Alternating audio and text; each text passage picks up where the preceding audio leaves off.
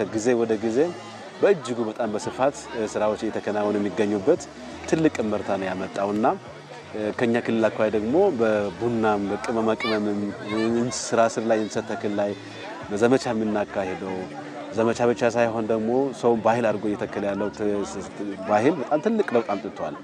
ተራራዎችን ማልማት ተራራዎች የናዳ ተራራዎች የስጋት ምንጭ ከነበሩበት በአሁኑ ሰዓት ግን ወደ ሀብት ምንጭነት የኢኮኖሚ ምንጭነት እየቀየርን እንገኛለን። ደቡብ ኢትዮጵያ በየጊዜው ታቋል እንግዲህ በናዳ ምክንያት ብዙ ሰዎች እናጣለን። ይሄ ለምንድን ነው የሆነው? ደኑ ስለተመናመነ የአየር መዛባቱ ስለተፈጠረና ከምንም በላይ የምንተክላቸው ችግኞች ወይም ደግሞ እንጠብቃቸው ዛፎች በተጨባጭ የአፈር መከላት መሸርሸርን ስለማይጠብቁ ነው። ይህንን በዋናነት ከምንም በላይ የተራሮች ከስጋት ምንጭነት ወደ ሀብት ምንጭነት ለመቀየር በጣም የደከሙ ተራራዎችን አልምተን ከሰውና ከእንስሳት በመጠበቅ የስራ ዕድል ፈጠራ እንዲሆን በማድረግ ለኢኮኖሚ ከፍተኛ ተጠቃሚ እንዲሆን በማድረግ ረገድ ከፍተኛ ለውጥ ያመጣልበት አግባብ ተጨባጭ ለውጥ እየመጣ ነው። ለዚህ ነው የአንድ ጀንበር መቼ ይመጣል የሚል ሰው በጉጉት ነው የሚጠብቀው።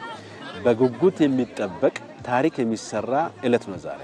ስለዚህ ዛሬ የተከልነው አሁን የተከልኳት እቺ የአቮካዶ ችግኝ ከአንድ አመት በኋላ ዛፍ ትሆናለች። በሁለተኛ አመት ወይም ሶስተኛ አመት ላይ ፍሬ ታፈራለች።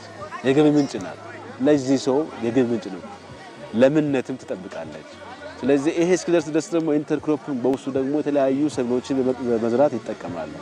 ሀብታም የበለጸገን ማህበረሰብ መፍጠር አላማችን ስለሆነ ለዚህ ደግሞ ደንን በተለይ ችግኝ መትከልና የአፈር ጥበቃ ስራዎቻችን ባህል ማድረግ ላይ በደንብ ልዩ ትኩረት ሰጥተን የመጣንበት ትልቅ ለውጥ አምጥቷል።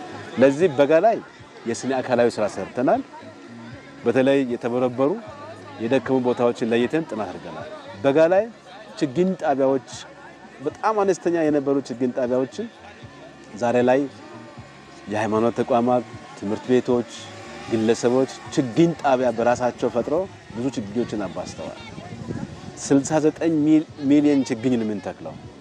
በትንሹ እንኳን 10 ብር አንድ ችግኝ ብንሸጥ 690 ሚሊዮን ብር ነው። እንግዲህ ይሄንን መንግስት ህዝብን ሞቢላይዝ በማድረግ ያሳካል። በትንሹ 10 ብር ስታዩ ግን 30፣ 40፣ 50 ብር ነው የሚሸጠው አንድ ችግኝ። ትልቅ ሀብት ነው፣ ትልቅ አቅም ነው። ስለዚህ ዋናው ስኬት ህዝቡ ሞቢላይዝ አድርገን ስራ መስራት እንደምንችል በተጨባጭ ዛሬ አይተናል።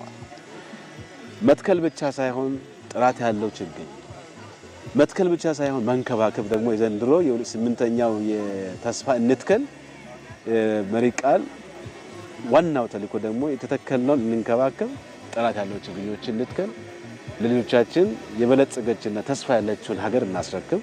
ለዚህ ደግሞ እለቱ ዛሬ ነው፣ ቀኑ ዛሬ ነው። ሁላችንም ቀኑን ሙሉ ተረባርበን ችግኝ የተከል ታሪክ እንስራ እላለሁ። አመሰግናለሁ።